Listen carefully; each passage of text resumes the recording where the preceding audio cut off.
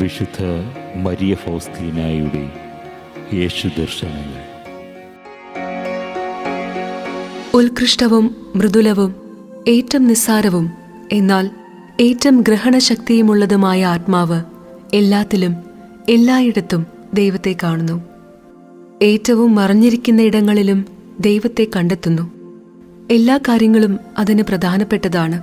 എല്ലാ കാര്യങ്ങളും നന്നായി ആസ്വദിക്കുകയും എല്ലാറ്റിനും ദൈവത്തിന് നന്ദി പറയുകയും എല്ലാത്തിൽ നിന്നും ആത്മാവിനു വേണ്ട നന്മ സ്വീകരിച്ചുകൊണ്ട് സകലതിലും ദൈവത്തെ മഹത്വപ്പെടുത്തുകയും ചെയ്യുന്നു. അത് ദൈവത്തിൽ ആശ്രയിക്കുന്നു. പ്രതിസന്ധികൾ വരുമ്പോൾ പരിഭ്രമിക്കുന്നില്ല. ദൈവം ഏറ്റവും നല്ല പിതാവാണെന്ന് വിശ്വസിക്കുകയും മനുഷ്യരുടെ അഭിപ്രായങ്ങളെ അവഗണിക്കുകയും ചെയ്യും. പരിശുദ്ധാത്മാവിൻ്റെ ഏറ്റവും മൃദുലമായ പ്രേരണകളെ പോലും വിശ്വസ്തയോടെ അനുസരിക്കുകയും ഒരു കുഞ്ഞ് തൻ്റെ അമ്മയുടെ കൂടെ എന്ന പോലെ ആത്മാവിൽ ആനന്ദിച്ച് അതിനോട് ചേർന്ന് നിൽക്കുകയും ചെയ്യുന്നു. മറ്റാത്മാക്കളാകട്ടെ ഭയപ്പെട്ട് നിശ്ചലമാകുമ്പോൾ ഈ ആത്മാവ് ഭയമോ പ്രയാസങ്ങളോ കൂടാതെ അതിനെ തരണം ചെയ്യുന്നു. കർത്താവ് ഒരാത്മാവിൻ്റെ അടുത്തായിരിക്കാനും അതിനെ നയിക്കാനും ആഗ്രഹിക്കുമ്പോൾ ബാഹ്യമായിട്ടുള്ളതെല്ലാം അവിടുന്ന് മാറ്റിക്കളയും. എനിക്ക് രോഗം പിടിപെടുകയും ആശുപത്രിയിലേക്ക് മാറ്റപ്പെടുകയും ചെയ്തപ്പോൾ ഇതുമൂലം വളരെ സഹിക്കേണ്ടി വന്നു. ഞങ്ങൾ 2 പേർ രോഗികളായി ആശുപത്രിയിലുണ്ടായിരുന്നു. സിസ്റ്റർ മാർസിയാനയെ സന്ദർശിക്കാൻ വന്നിരുന്നു. എന്നാൽ ആരും എന്നെ സന്ദർശിക്കാൻ വന്നില്ല.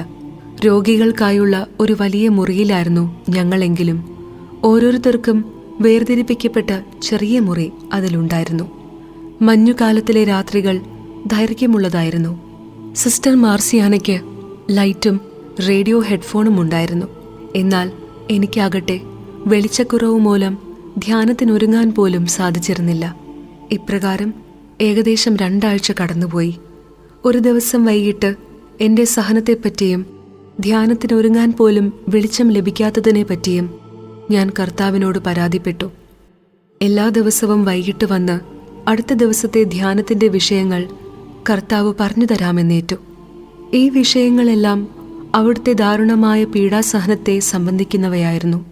അവിടുന്ന് പറഞ്ഞു, പീലാത്തോസിന്റെ മുമ്പിലുള്ള എൻ്റെ സഹനത്തെപ്പറ്റി ഓർക്കുക. അപ്രകാരം അവിടുത്തെ ദാരുണമായ പീഡാസഹനത്തെക്കുറിച്ച് പടിപടിയായി ഒരാഴ്ച ഞാൻ ധ്യാനിച്ചു. ആ സമയം മുതൽ വലിയ ആനന്ദം അനുഭവപ്പെട്ടു. പിന്നീട് എനിക്ക് സന്ദർശകരെക്കുറിച്ചോ വെളിച്ചത്തെക്കുറിച്ചോ ഒരു പരാതിയും ഉണ്ടായില്ല. എല്ലാറ്റിനും പകരമായി ഈശോ എനിക്ക് മതിയായവനായിരുന്നു. മഠാധികാരികൾ രോഗികളെക്കുറിച്ച് വളരെ ശ്രദ്ധാലുക്കളായിരുന്നു. എന്നാൽ ഞാൻ ഉപേക്ഷിക്കപ്പെട്ടവളായി തോന്നാൻ കർത്താവ് അനുവദിച്ചു. അവിടത്തേക്ക് പ്രവർത്തിക്കാൻ നല്ല ഗുരുവായ അവിടുന്ന് എല്ലാ സൃഷ്ടികളെയും പിൻവലിച്ചു. പലപ്പോഴും ഞാൻ വളരെ സഹനങ്ങളും പീഡനങ്ങളും അനുഭവിച്ചു. മദർ എന്നോട് പറഞ്ഞു, സിസ്റ്റർ, നിന്റെ മാർഗത്തിൽ സഹനങ്ങൾ പെട്ടെന്ന് മുളപൊട്ടി വരുന്നു. നീ ക്രൂശിക്കപ്പെട്ടിരിക്കുന്നതായി ഞാൻ കരുതുന്നു. ഈശോയ്ക്ക് ഇതിലൊരു കൈയുണ്ടെന്ന് ഞാൻ വിശ്വസിക്കുന്നു. കർത്താവിനോട് വിശ്വസ്തത പുലർത്തുക.